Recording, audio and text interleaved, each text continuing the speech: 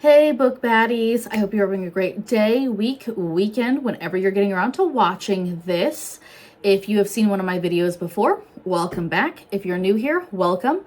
My name is Hides or Heidi, and this is my channel all around book related content. And today I'm going to be doing my November reading wrap up, which I got through 15 books in November. So it was a pretty good month. I feel like the past couple of months, I feel like my completion rate on books has been a little bit higher. I feel like there was a while where I was getting closer to like 10 to 12, but here recently, I don't know if it's like the change of weather or what, but really excited to go over some of the books that I wound up reading in November. Have some that I absolutely loved, a couple that were misses for me personally. So go ahead and grab your drink of choice. This is my chai latte. If you like coffee, tea, cocoa, whatever your preference is, go ahead and get comfy. We're going to be here for a minute. I went ahead and chaptered out all of the books so that if there's a specific book that you're looking for or just really want to hear thoughts about a specific book, go ahead and skip to whatever chapters you want. No, like I will not be upset at all. I know that there's some books that you're interested in, some that you might not be interested in. So we'll go ahead and get rolling into this. So if you haven't seen one of my videos in the past, how I do my videos is I will go through my DNFs, if I have any for that month. I'll go through the audiobooks that I listened to, the ebooks that I read, and then I go into the physical books that I read. It's just a way for me to stay organized. I have ADHD. I also have notes. So if you see me looking down, that's just so that I can keep on track because, again, we can get derailed very quickly. So we'll go ahead and start with the DNF, which if, again, you're newer to the book community, DNF means did not finish. And this is a term in the book community that's basically just saying, hey, didn't finish this one for whatever reason that somebody didn't like it. I actually only had one book that I wound up DNFing in November, and that was Piglet by Lottie Hazelwood. And so I started that, and I think I maybe got like 10 to 20% in, and I really just didn't like the writing style. It just really wasn't catching my attention. It's honestly just kind of came off a little boring to me because it just felt like very mundane content with how the information was presented in the writing style. So it just really wasn't for me. If you enjoyed that book, glad you enjoyed it, but it didn't flow for me. So I wound up just moving past it and just saying no thank you. So that was my DNF for November. I actually wound up finishing 5 audiobooks in November. The first one was The Traitor Queen, and that is by Danielle L. Jensen, and that is the second book in the Bridge Kingdom series, and I loved that book. So I listened to The Bridge Kingdom, I think the month before, and so this was the second one, and we're still following Laura and Aaron, and this is actually wrapping up. So like this specific series was actually written originally as a duology, so like this was actually supposed to be the end of this series, and she continued the series on, and I believe there's 5 books and 1 novella total, but this was The Traitor Queen was the ending to the story for Laura as well as Aaron, and it was so good. I just love their relationship. I love their struggle between doing what's right for their people and doing what's right for their kingdom and then doing what's right for themselves. And just like watching their struggle as they're being like, oh, I really love like him/her. And I really just want to be with my husband/wife because they're married. And they just are struggling with it because it's not the best for their people, and their people won't accept their marriage basically at that point. And so it just was very good. I loved how the story wound up, like, finishing out at the end. So if you're interested in the Bridge Kingdom series, the first two, again, they were originally a duology, are fantastic. I wound up rating this one a 5-star. I really enjoyed it, and they're really enjoyable on audiobook. So if that's something that you're interested, definitely good audiobook like listens. So definitely recommend that duology / series. I'm actually listening to the third one in the series currently, and I'm enjoying that so far as well. So I'll let you know in my December wrap up later on how I feel once I finish that one. So that was The Traitor Queen. The second audiobook that I wound up finishing was Two Can Play.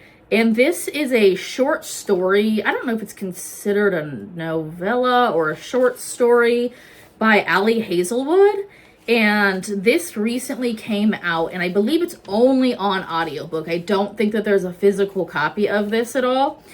And in this story, we're following Viola and Jesse, and they are both they're both like game animators, and they work for rival companies. And in this book, they wind up having to work on a project together where the two companies have to like work together to potentially get like a really big project deal for a video game that a larger company is trying to make. And this is like a rivals to lovers story. It's very short. I think the listen is only like 5 hours and some change, I want to say. I thought this was okay. This has been my least favorite Ali Hazelwood personally. I felt like, honestly, the length of the story didn't allow for Ali Hazelwood's normal character like building and relationship building that you see in her like longer novels. So it was okay. There's a decent amount of spice in this book, so if you're not into spice, this might not be something that you're gonna be interested in. But it was okay. I wound up writing it a 3-star, so it's not terrible, but I didn't love it either. So it's okay. Again, my least favorite Ali Hazelwood, but I didn't hate it. So that was the second audiobook that I wound up finishing in November. Get a little drinky drink.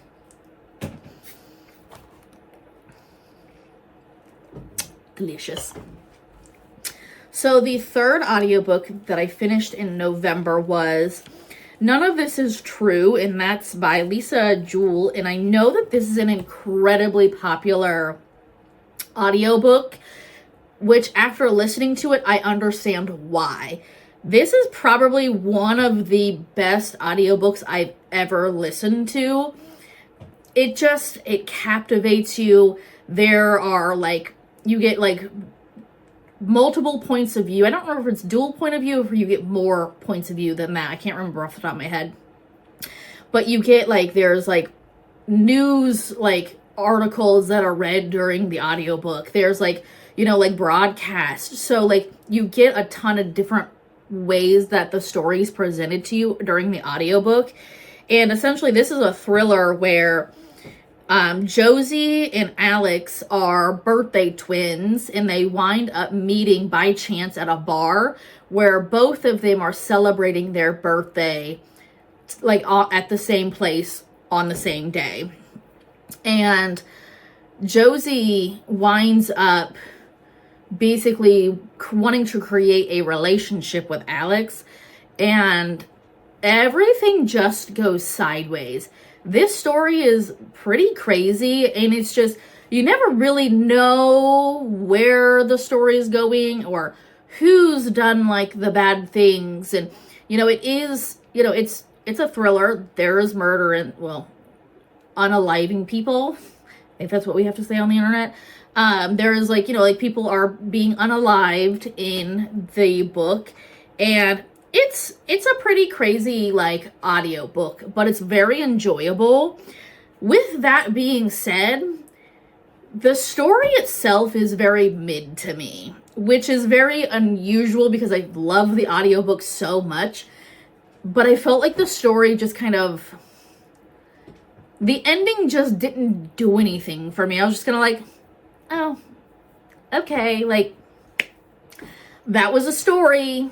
So while I thoroughly enjoyed the listening experience, the story itself just kind of petered out to not really amounting to much of anything for me personally in the end. I wound up rating this a 3-star, and that, like, so great audiobook, but story, it's okay. It's okay. So take that for what it's worth. So that was None of This Is True. And again, that was a 3-star for me personally.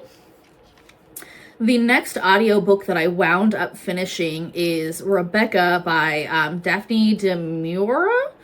And this is a classic where you are following... so the narrator is Mrs. De Winter. You never know what her name is in the entirety of the book. And basically in this book, she winds up meeting a widower who used to be married to the lady named Rebecca, which is, you know, who the story is named after.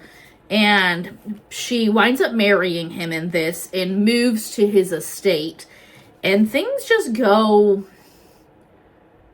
sideways. And I feel like this is, like, Rebecca is, like, the precursor to what I would consider to be, like, thrillers in today's day and age. Because it gave, like, it gave a very classic thriller feeling, which was really interesting because this is a classic book. It's a very old book. It's been around for a very long time.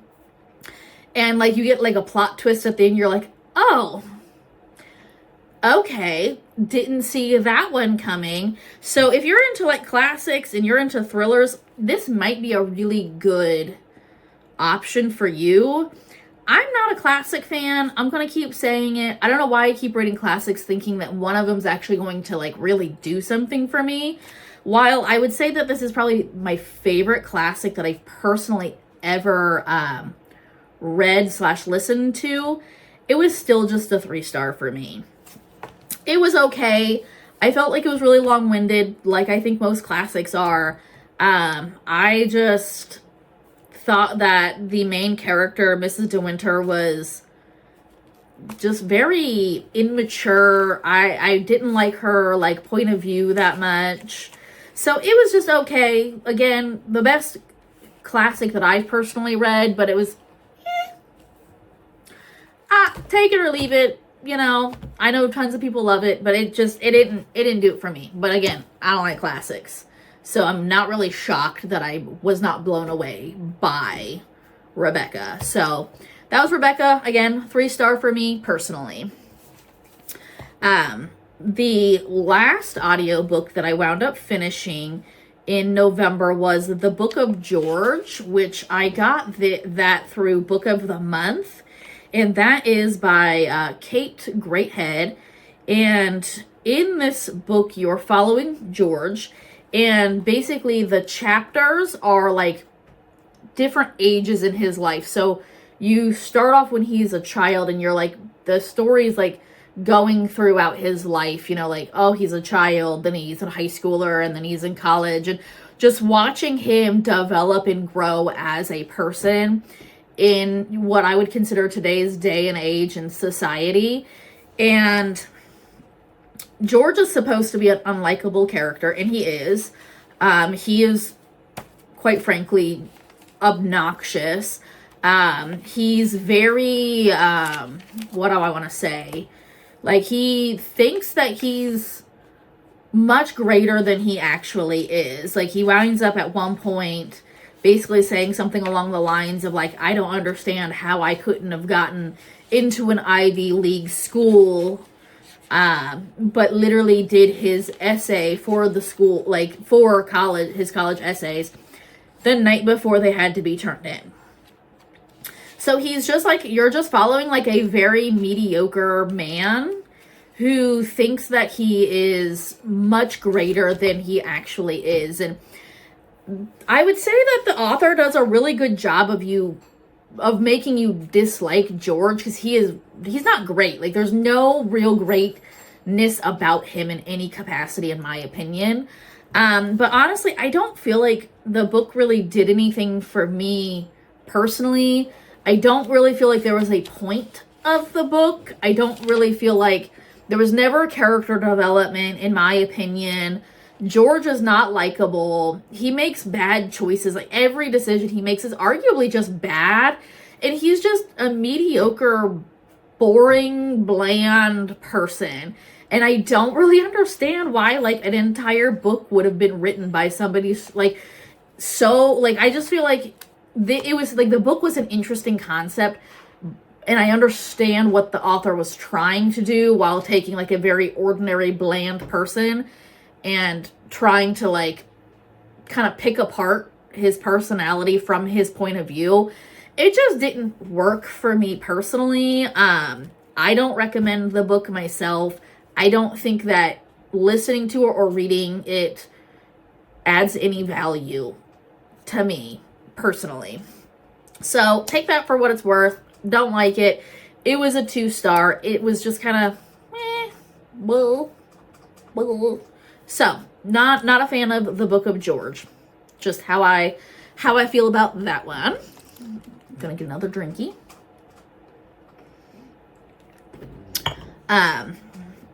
So we're gonna go ahead and move on to the ebooks that I wound up reading. And the first ebook that I wound up reading is Spookily Yours, and that is by Jennifer Chipman.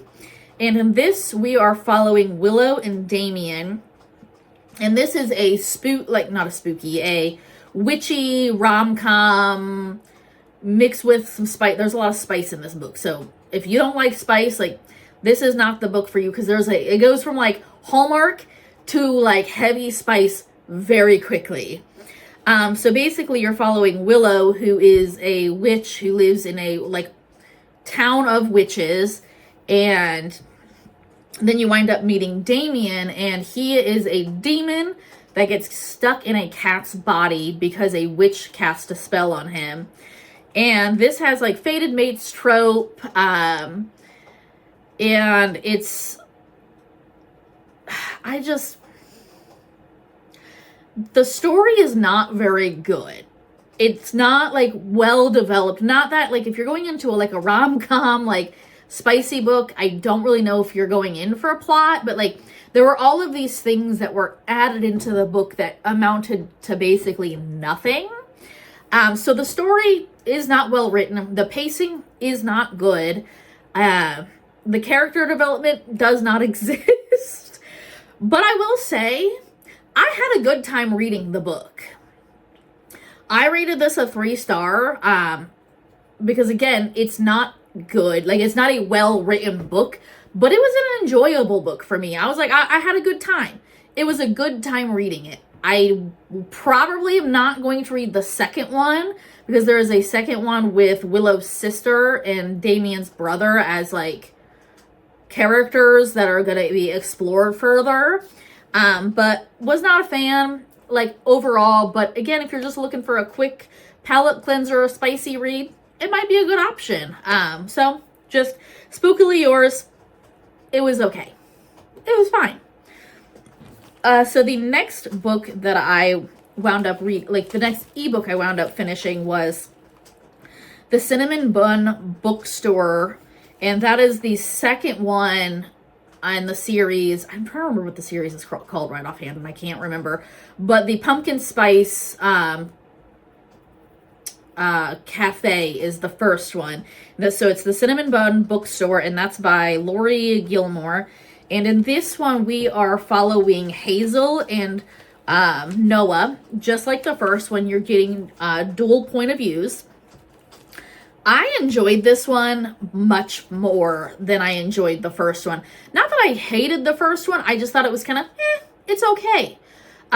This one does have more spice in it, I will tell you. So if you don't like spice, I don't know if you will enjoy this one, because there is more spice in it.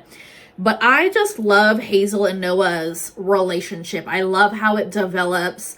It's got Hallmarky, like, elements in it just like the first one, but I just really thoroughly enjoyed the story. I wound up rating this one a 4-star, and I cried at the end of the book. It was so cute. And I just was like so emotional about it because I loved watching their relationship and how it built and how it wound up like ending at the end. So I thoroughly enjoyed this one. I do believe it's better than the first one, but again, the first one's more Hallmark. This one's got more spice. Not anything crazy spice, but more spice. So just my opinion about the Cinnamon Bun Bookstore. Again, I rated that a 4-star. So I enjoyed it, and I'm looking forward to reading the next one in the series, which I'm planning on reading this month. It's December when I'm filming this. Obviously, November wrap-up. But anyways, that was the Cinnamon Bun Bookstore. The last book that I read, the last ebook that I read in November is it was The Court of Mist and Fury, and it was the Rhysand's point of view. And so this is a fan fiction. So if you've read the ACOTAR series and you enjoyed the ACOTAR series and you enjoyed A Court of Mist and Fury, do yourself a favor.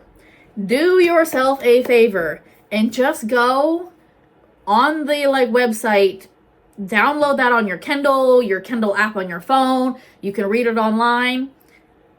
Immaculate. An absolutely immaculate story. It's crazy to me that it was a fan fiction and it was not written by Sarah J. Maas herself, because the writer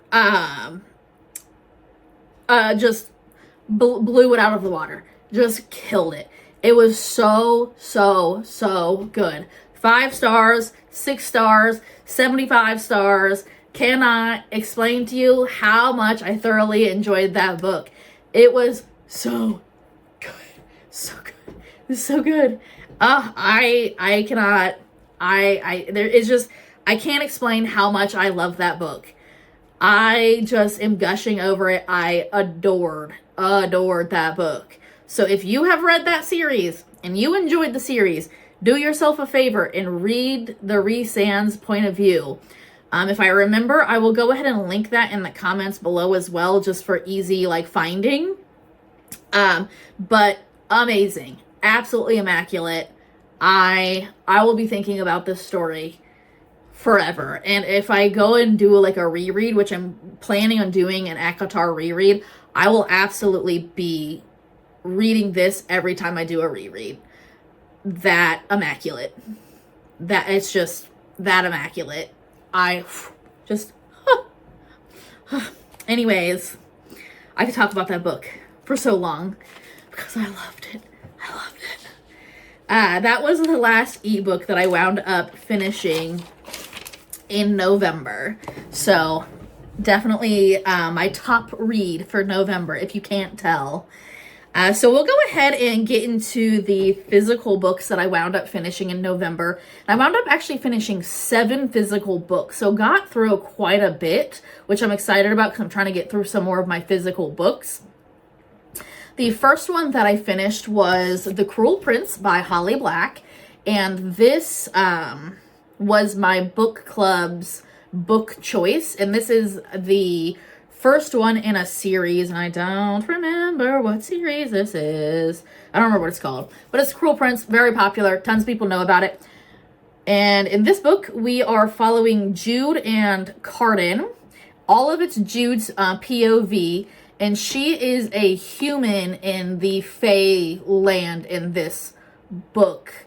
I really enjoyed this book.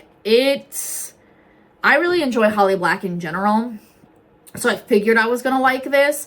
I will say this was a little slowish to start, but once you get into it, it picks up really nicely. I liked seeing how Jude and Carden interacted with one another, and I know that this series is an enemies to lovers, so I'm really curious to see how the next one plays out, because I heard that this is like the worst out of the series. People still love it, but like it only gets better as the series continues. So I actually picked up a copy of The Wicked King a few weeks ago, and I'm hoping that I'll be able to get to that maybe in January. I know I will not be able to get to that this month because I have so many books that I'm trying to read. But The Cruel Prince, this was a 4-star for me.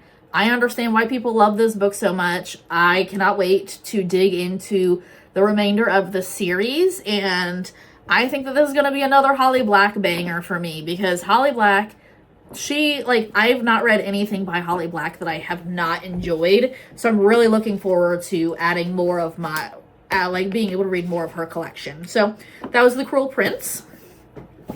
The next physical book that I wound up reading is The Boyfriend by Frida McFadden. This is my first Frida McFadden book. I've heard phenomenal things about her, and I know that people love her if you love thrillers. And after reading her book, I understand why she has the hype that she has.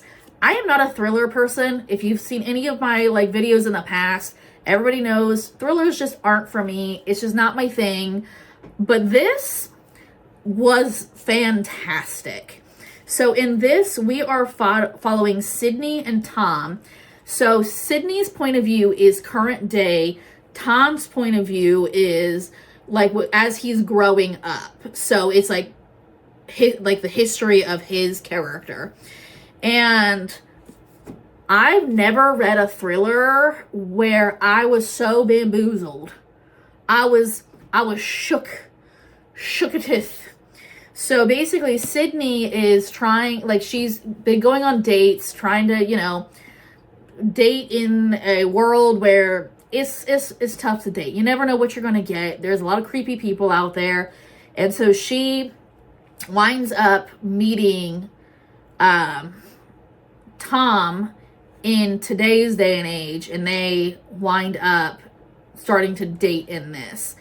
And this book is wild. I'm so glad Book of the Month accidentally sent me this book, because I don't know if I would have picked this up otherwise, but this book makes me want to read more Frida McFadden books, because this was so enjoyable to me. And again, not a thriller person, and I wound up rating this a 4-star. This was so good. I thoroughly enjoyed this. If you haven't read Frida McFadden, I would recommend it. And I understand why people love her stuff so much after reading this. So that was The Boyfriend. The next physical book that I wound up finishing was 5 Broken Blades. And that is by May Corland. And this, I wasn't sure if I was going to enjoy, because I don't know, it just kind of came off as cheesy to me, the way it was described. But in this book, you're getting 6 point of view changes in this, and you're following this group of people that are trying to get together, and their goal is to assassinate the emperor of their land. And each character has a unique backstory and brings a very unique element to the story. And I will say I really enjoyed this. I think that she did a phenomenal job doing 6 points of view and writing in a unique style per point of view. The way that she worded sentences for one character was different than how she worded sentences for other characters, which I get, it's a point of view change, that's the point. But I've read points of view changes where you don't get it to the level that she got it. I really enjoyed this. I cannot wait for the second book. I wound up rating this 4-star. This was enjoyable. So if you're looking for heist, if you're looking for fantasy, if you're looking for some magic, this is it. This was a good time. I really, really enjoyed this. And I'm looking forward to the next one. And I have that pre-ordered. I believe the next one in this series comes out in January. So hopefully the second one is just as enjoyable as the first one. And there's a lot of whodunit in this. because like at the end, you second guess so many things in this book, and you're like, who's the liar? Who's the one doing the bad stuff? Who is the betrayer in this situation?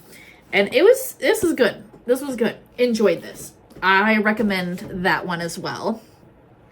So the next physical book that I wound up finishing was Monstrilio, and I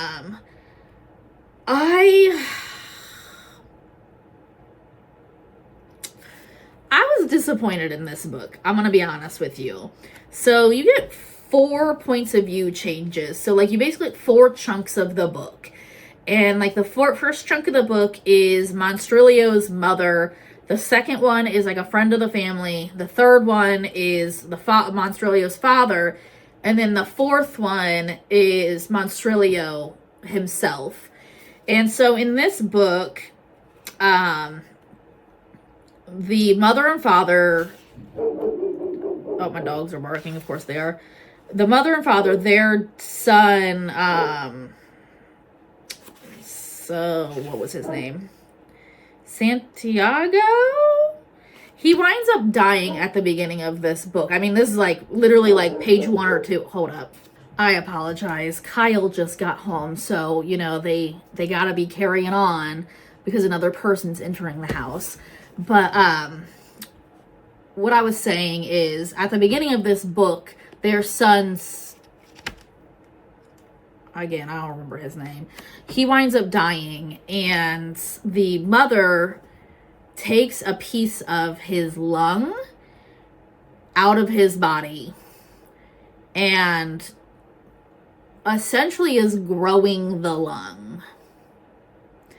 And that's like really the only pieces of information I'm going to share with you, just because I don't want to give too many spoilers or anything like that.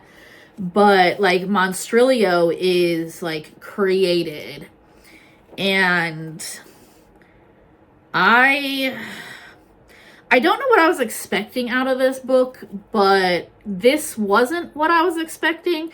And I know that this was supposed to be like a book that, you know, is talking about grief and loss. And I just didn't really necessarily feel that conveyed through the writing. So I'm just kind of meh about this, and I don't like how Monstrilio is treated. I don't like some of the scenes in this book. Like, read trigger warnings before going into this book, because there's some pretty gruesome things that happen in this book, and I was not personally prepared for that. And I thought they were unnecessary things that were in the story that didn't really add anything to the story. So I did not like this. I actually disliked this so much I rated it a 1 star. I do not recommend this. I don't think that if you experience child loss, that this is a book that you should realistically read. Personally, I don't have children. I have not experienced child loss, but I feel like if I did, I would really struggle with this book personally. So I don't know. I did not like this. I did not like this, and I do not recommend this at all. And if you do want to read it, and if you like, please check out trigger warnings. And if you loved this, that's great. I'm glad you got something out of it. This was not for me personally at all. So that's Monstrilio.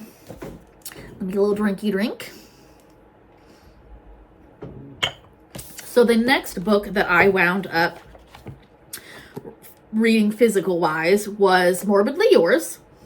And this was a cute book. This is another book that actually is talking about grief and talking about, you know, overcoming grief and overcoming loss. So the 2 characters that we wind up following is Lark and Callum. So Lark is from Texas, and she winds up moving to Ireland for a job. And Callum she is a director of like animated like movies, or like she handles the team that creates like animated movies, and he is a funeral home director owner essentially, and she moves into the apartment next door to the funeral home. This was an enjoyable read. I will say, I think that if you have lost somebody or are grieving, I feel like this is a nice book to read that talks about it in a way that is easier to digest and kind of gives you some hope. In the character development through this, I really enjoyed. So this was good. I enjoyed this personally a lot. I wound up rating this a 4-star, and I understand why so many people enjoyed this and got so much out of this. And some of the quotes in this book are some top tier. This has got some top tier quotes. So Morbidly Yours, I recommend. This is a good experience, but also check out some of the trigger warnings because it does talk about loss and death. So yeah. So the next book that I wound up finishing is Foxglove, and this is the second in the Belladonna series. I finished Belladonna a couple months ago, and in this one we're following Signa and Death, and then Signa's cousin, as well as Fate. So you're getting 2 POV changes in this, and I will say I enjoyed this much more than Belladonna.